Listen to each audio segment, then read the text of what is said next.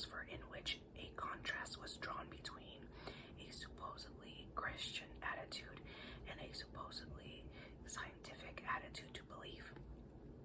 We have been told that the scientist thinks it his duty to proportion the strength on his belief exactly to the evidence, to believe less as there is less evidence, and to withdraw belief altogether when reliable adverse evidence turns up. We have been told that, on the contrary, the Christian regards it as positively praiseworthy to believe without evidence or in excess of the evidence, or to maintain his belief unmodified in the teeth of steadily increasing evidence against it. Doth a faith that has stood firm, which appears to mean a belief immune from all the assaults of reality, is commended. If this were a fair statement of the case, then the coexistence within the same species of such scientists and such Christians would be a very staggering phenomenon. The fact that the two classes appear to overlap as they do would be quite inexplicable. Certainly all discussion between creatures so different would be hopeless. The purpose of this essay is to show that things are really not quite so bad as that.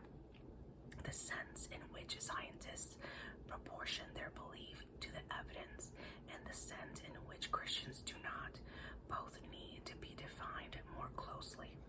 My hope is that when this has been done, though disagreement between the two parties may remain, they will not be left staring at one another in wholly dumb and desperate incomprehension. And first, a word about belief is general. I do not see that the state of proportioning belief to evidence is anything like so common in the scientific life as has been claimed. Scientists are mainly concerned not with believing things but with finding things out, and no one, to the best of my knowledge, uses the word believe about things he has found out. The doctor says he believes a man was poisoned before he has examined the body. After the examination, he says the man was poisoned. No one says that he believes the multiplication table. No one who catches a thief red-handed says he believes that man was stealing. The scientist, when at work, that is, when he is a scientist, laboring to escape from belief and unbelief into knowledge. Of course, he uses hypotheses or supposals. I do not think these are beliefs. We must look then for the scientist's behavior about belief, not to his scientific life, but to his leisure hours. In actual modern English usage, the verb believe, except for two special usage, generally expresses a very weak degree of opinion. Where's Tom? Gone to London, I believe. The speaker would be only mildly surprised if Tom had not gone to London after all. What was the date? 430 BC, I believe. The speaker means that he is far from shore. It is the same with the negative. If it is put in the form I believe not. Is Jones coming up this term? I believe not. But if the negative is put in a different form, it then becomes one of the special usages I mentioned a moment ago. This, of course, the form I don't believe it, or the still stronger I don't believe you, I don't believe it, is far stronger than the negative side that I believe is on the opposite. In the positive. Where is Mrs. Jones? Eloped with the butler, I believe.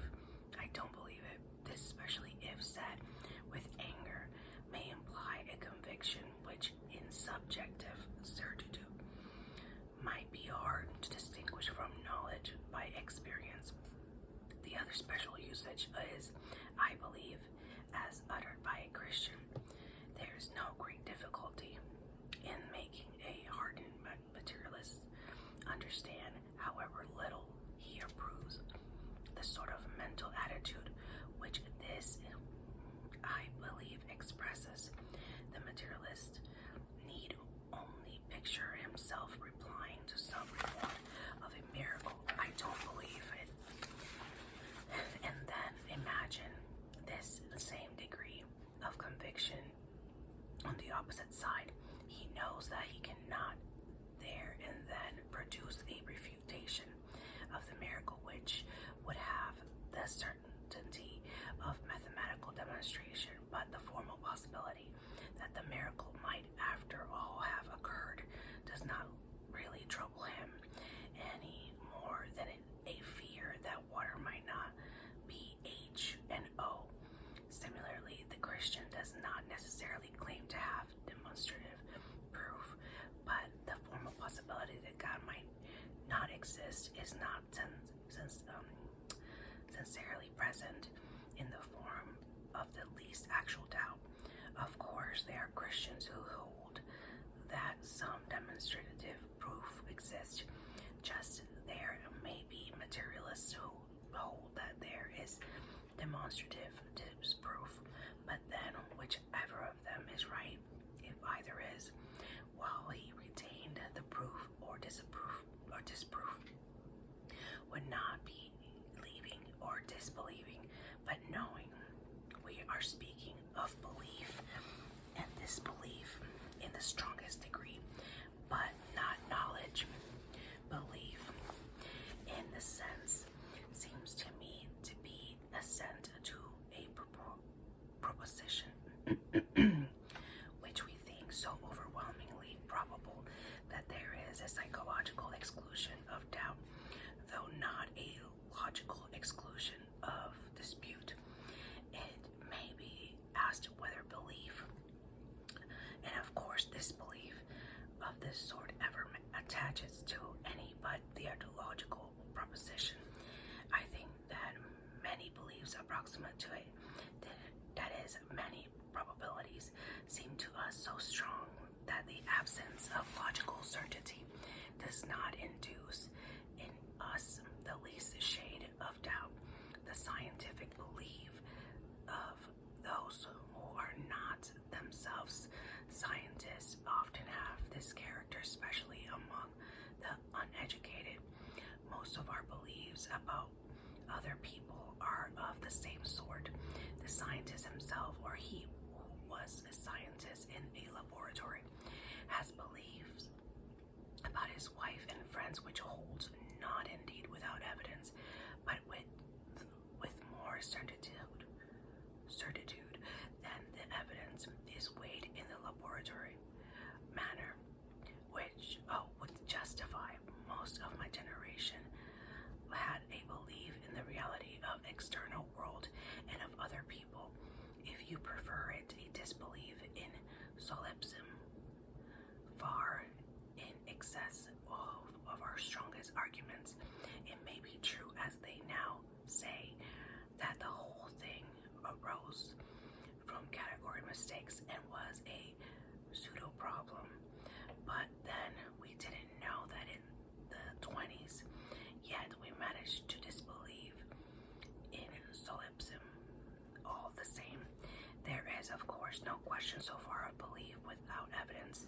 We must beware of confusion between the way in which a Christian first assents to certain propositions and the way in which he afterwards adheres to them.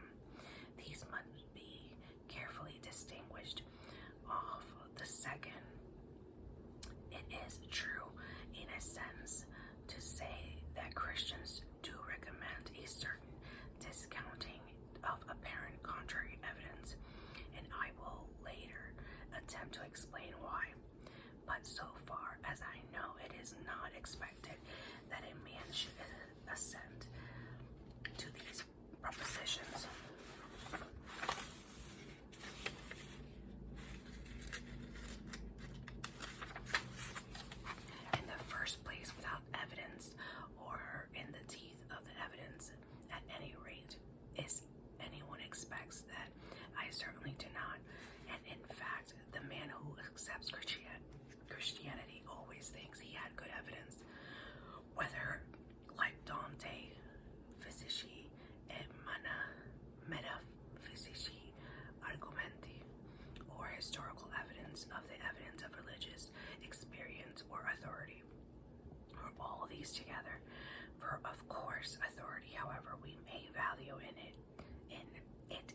case or that particular instance is a kind of evidence.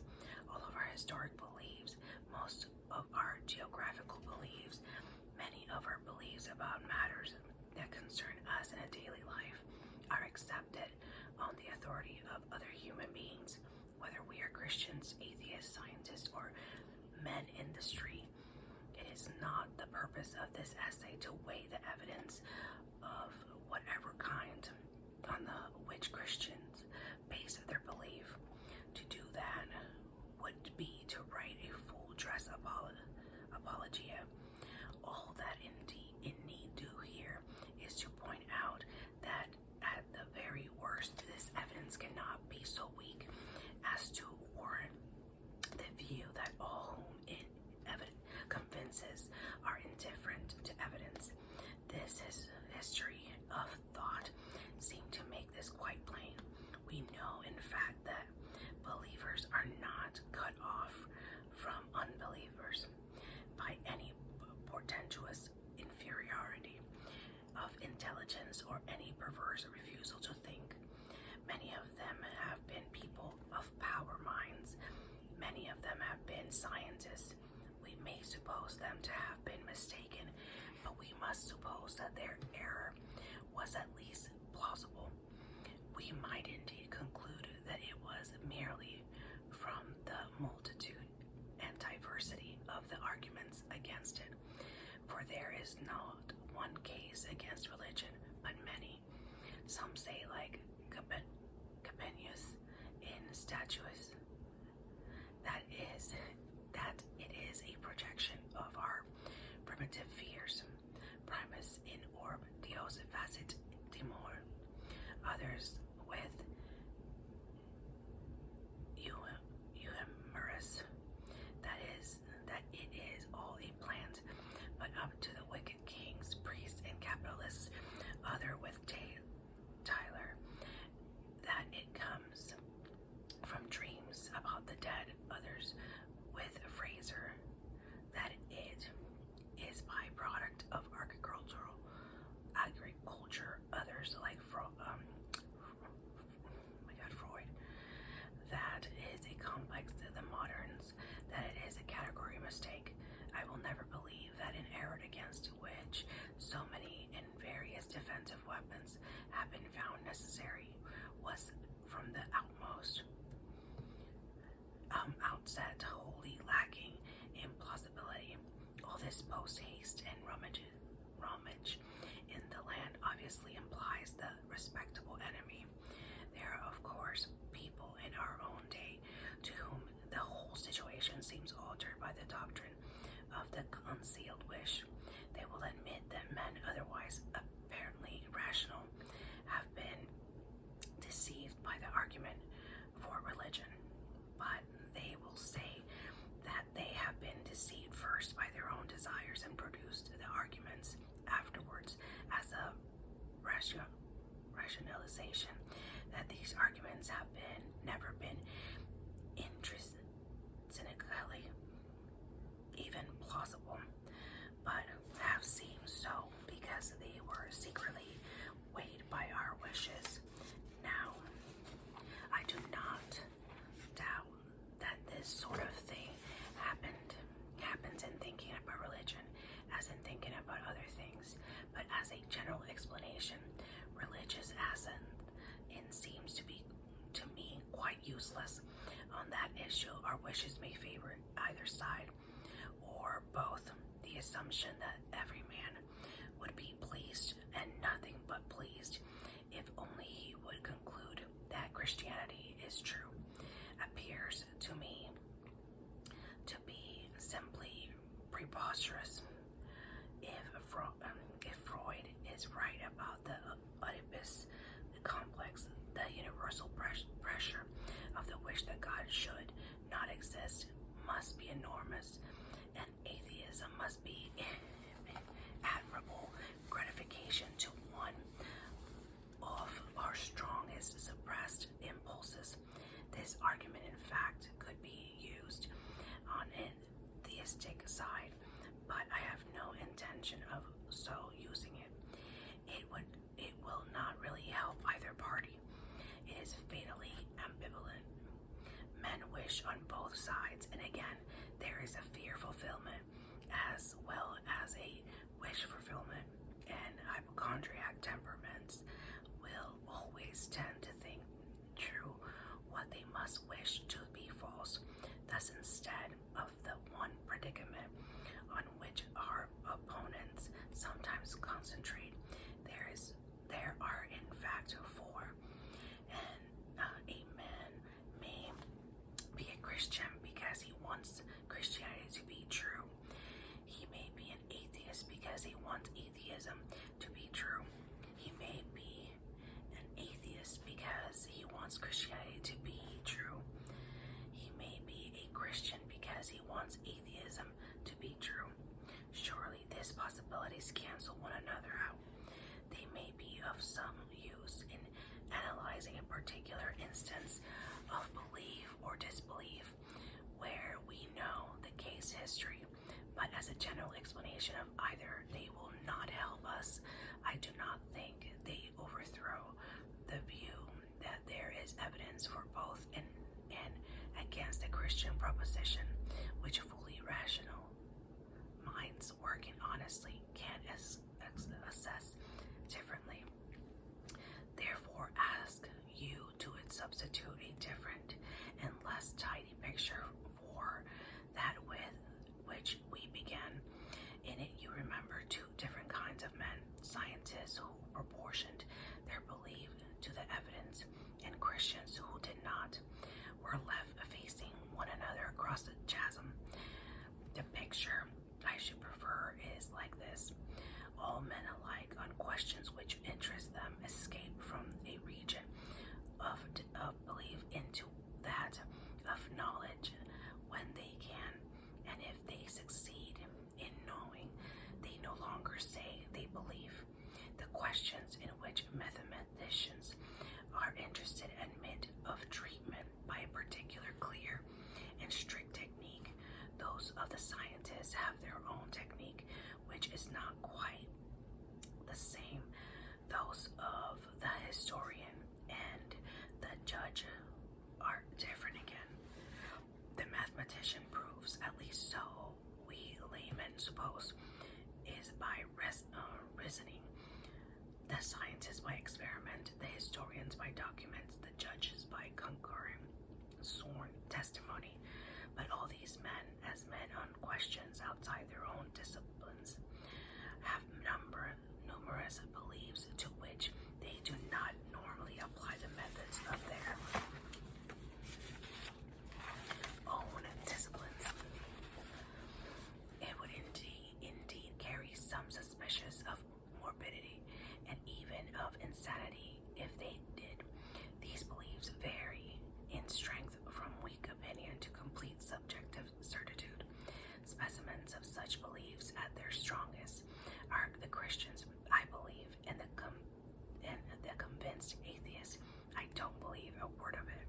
The particular subject matter on which these two disagree does not, of course, necessarily involve such a strength to believe and disbelieve that there are some of who moderately opine that there is or is not a God, but there are others who believe or disbelieve is free from doubt. And although these beliefs, weak or strong, are based on what appears to the holders to be evidence, but the strong believers or disbelievers, of course, think that they have very strong evidence. There is no need to suppose stark on reason on either side. We need only suppose error. One side has estimated the evidence wrongly, and even so, the mistake cannot be supposed to be a flagrant nature. Otherwise, the debate would not continue. So much, then, for the way in which Christians come to assent to certain propositions. But we have now to consider something quite different: their adherence to their belief after it has once been formed. It is here that the charge of irrationality and resistance to evidence becomes really important, for it must be admitted to one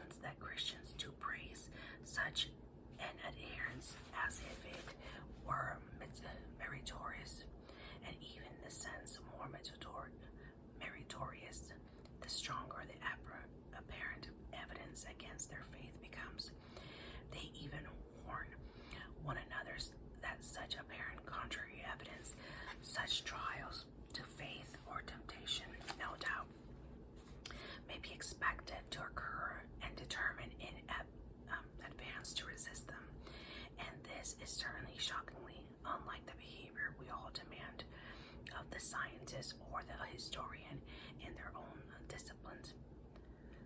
There to slur over ignore the faintest evidence against a favorite hypothesis is admittedly foolish and shameful. If it must be exposed to every test, every doubt must be invited. But then I do not admit that the hypothesis is a belief. And if we consider the scientist not among the hypotheses in the laboratory, but among the beliefs in this ordinary life, I think the contrast between him and the Christian would be weakened. If for first time a doubt of his wife's fidelity crosses the scientist's mind, does he consider it his duty at once to entertain this doubt with complete impartiality, at once to involve a series of experiments by which it can be tested, and to await the result with pure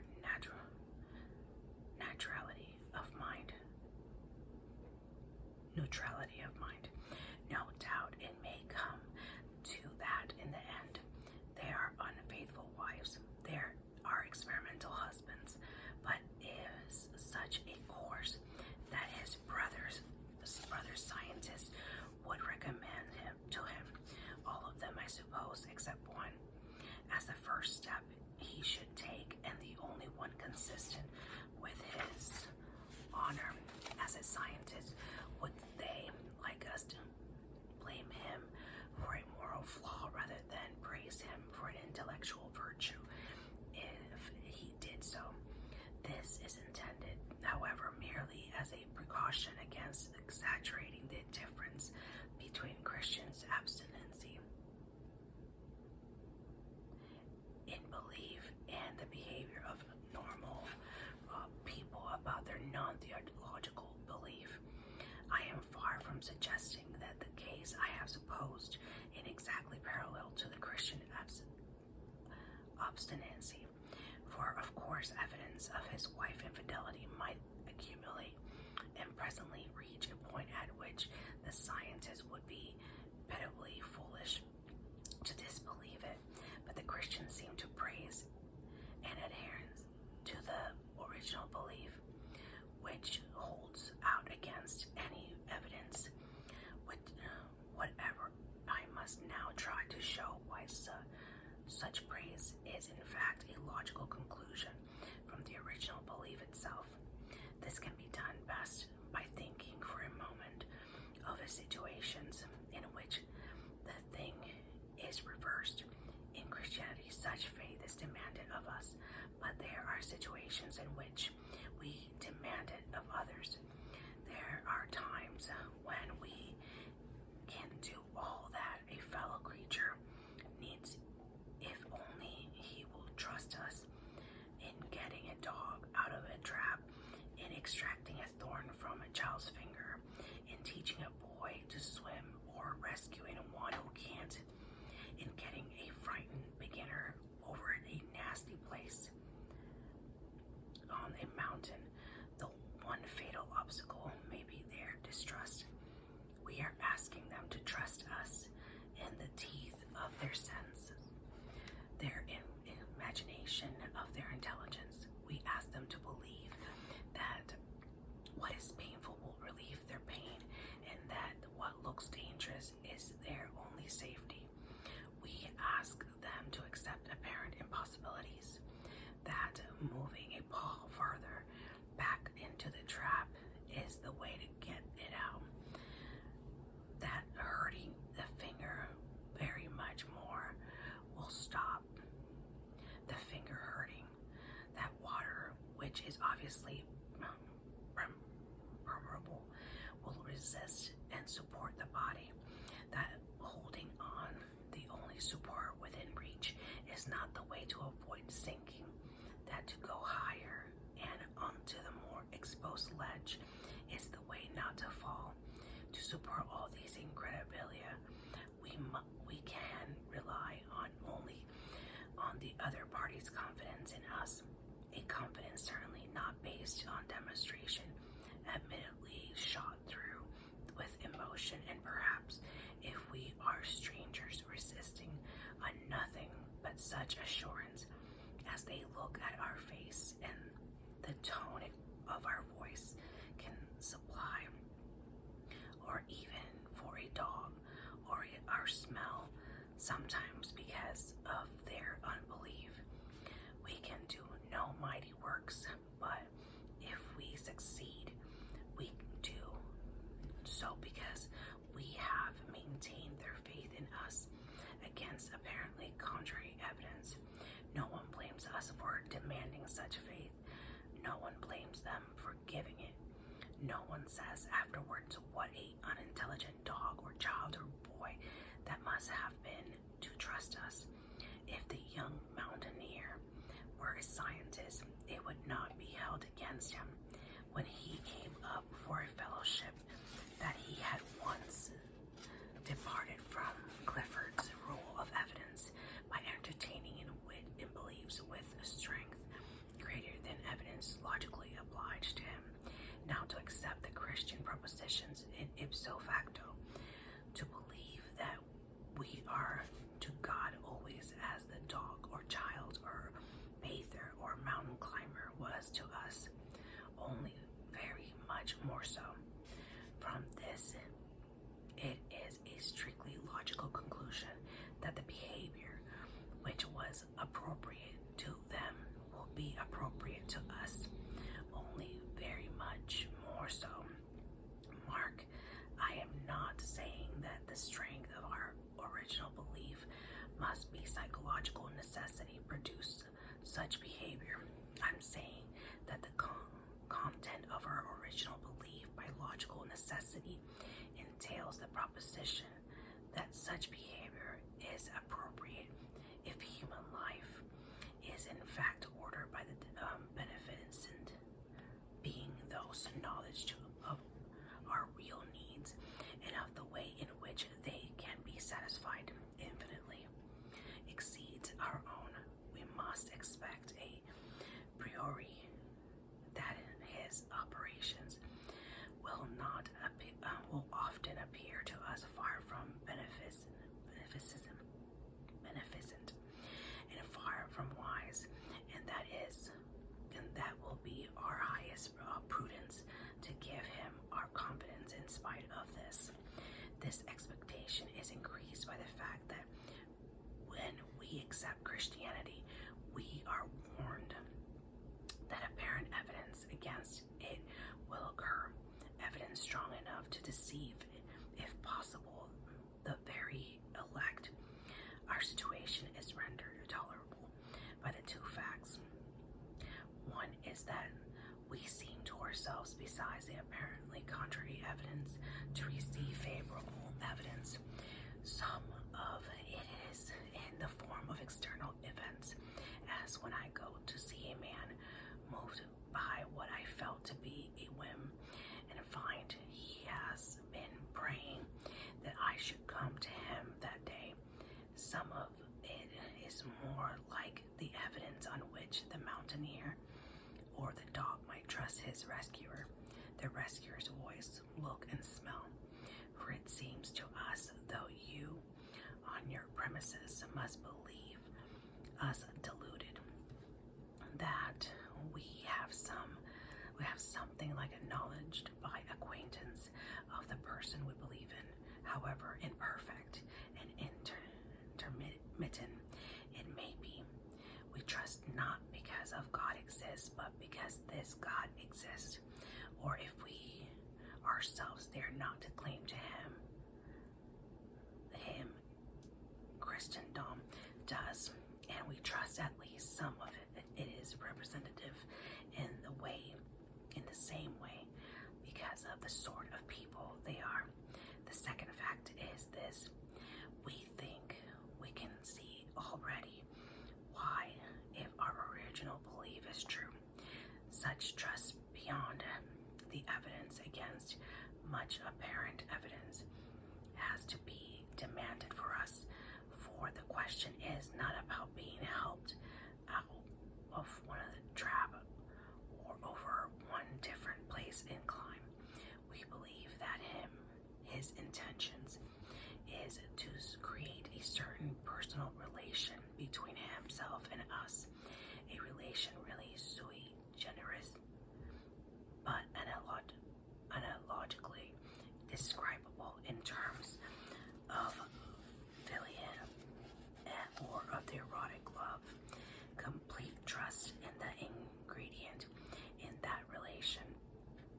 Such trust as could have no room to grow except where there is also room for doubt. To love involves trusting and beloved beyond the evidence, even against much evidence. No man is our friend who believes in our good intentions only when they are proved. No man is our friend who will not be very slow to accept evidence against them. Such confidence between one man or in another, it is fact almost universally praised as a moral beauty, not blamed as a logical error. And the suspicious man is blamed for a meanness of character, not admired for the excellence of this logic. There is, you see, no real parallel between Christian abstinency in faith and the abstinency of a bad scientist trying to preserve a hypothesis, although the evidence has turned against it. Unbelievers very pardonably get the impression that our adherence to our faith, it is like that because they meet Christianity, if at all, mainly in apologetic works, and other, of course, the existence of beneficence of God must appear as a speculative question like any other. Indeed, it is a speculative question, as long as it is a question at all. But once it has been answered in the affirmative, you get quite a new situation. To believe that God, at least this God, exists, to believe that you as a person now stand in the presence of God as a person. What would a moment before have been variation in opinion now become variation in your personal attitude to a person. You are no longer faced with an argument which demands your assent, but with a person who demands your confidence. A faint analogy would be this. It is one thing to ask in vacuo whether so and so will join us tonight, and in another to discuss this man so and so's honor is pledged to come in some great matter, depends on his coming. In the first case, it would be merely reasonable. As the clock ticked on, they expect him less and less. In the second, a continued expectation far into the night would be due to our friend's character. If we had found him reliable before, which of us would not feel slightly ashamed if one moment after we had given him up, he arrived with a full explanation of his delay, we should feel that we ought to have known him better. Now, of course, we see quite as clearly as you how agonizingly two-edged all this is. A faith of this sort, if it happens to be true, is obviously what we need, and it is infinitely ruinous to lack it. But there can be a faith of this sort where it is wholly ungrounded. The dog may lick the face of a man who comes to take it out of the trap, but the man only means to bisect it in South Park's Road when he has done so. The ducks who come to the call of dilly dilly come and be killed. Have confidence in the farmer's wife, and she wrings their necks for their pains. There is that famous French story of the fire in the theater. Panic was spreading. The spectators were just turning from an audience into a mob. At the moment of a huge beard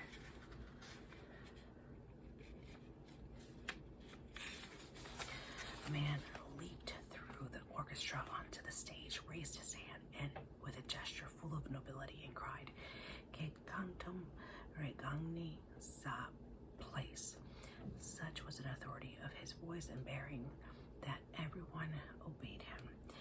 As a result, they were all burned to death, while the bearded man walked quietly out through the wings to the stage door, took a cab which was waiting from someone else, and went home to bed. That demand for our confidence, which the true friend makes of us, is exactly that same that a confidence trickster would make. That refusal to trust, which is sensible in reply to a confidence trickster, and ungenerous and ignoble to a friend, and deeply damaging to our relation with him. To be forewarned and therefore forearmed against apparently contrary appearance is eminently rational if our belief is true. But if our belief is a dissolution, or is a delusion, this same forewarning and forearming would obviously be a method whereby the delusion rendered itself incurable. And yet again, to be warned, to be aware of these possibilities, and still to reject them is clearly the precise mode, and the only mode in which our personal response to God can establish itself. In that sense, the ambiguity is not something that conflicts with faith so much as a condition which makes faith possible. When you are asked for trust, you may give it or withhold it. It is senseless to say that you will trust if you are given demonstrative certainty. There would be no room for trust if a demonstration were given. When demonstration is given, what will be left will simply be the sort of relation which results from having trusted or not having trusted before it was given. The saying, "Blessed are those that have not seen and have believed," has nothing to do with our original assent to the Christian proposition. It was not addressed to a philosopher inquiring whether God exists. It was addressed to a man who already believed that, who already had long acquaintance with a particular person, and evidence that that person would do very odd things, and who then refused to believe one odd thing more often predicted by that person and vouched for by all his closest friends. It is a rebuke not to skepticism, in a philosophical sense, but to a psychological quality of being suspicious. It says, in effect, you should have known me better. There are cases between man and man where we should all, in our different way, bless those who have not seen and have believed. Our relation to those who trusted us only after we were proved innocent in court cannot be the same as our relation to those who trusted us all through. Our opponents then have a perfect right to dispute with us about the grounds of our original assent, but they must not accuse us of sheer insanity if, after the assent has been given, our adherence to it is no longer proposition. To a very fluctuation of apparent evidence, they cannot, of course, be expected to know on what our assurance feeds and how it revives, and if always rising from its ashes, they cannot be expected to see how the quality of the object with which we think are beginning to know by acquaintance drives us to the view. What if this were a dissolution? should have to say that the universe had produced no real thing of comparable value, and that all explanation of the delusion seemed somehow less important than the thing explained. That is knowledge we cannot communicate, but they can see how the ascent of necessity moves us from a logical to a speculative thought into what might perhaps be called the logic of a personal relations. What would up till then have been variations simply of opinion become variations of conduct by a person to a person. Credere diem esse turns into credere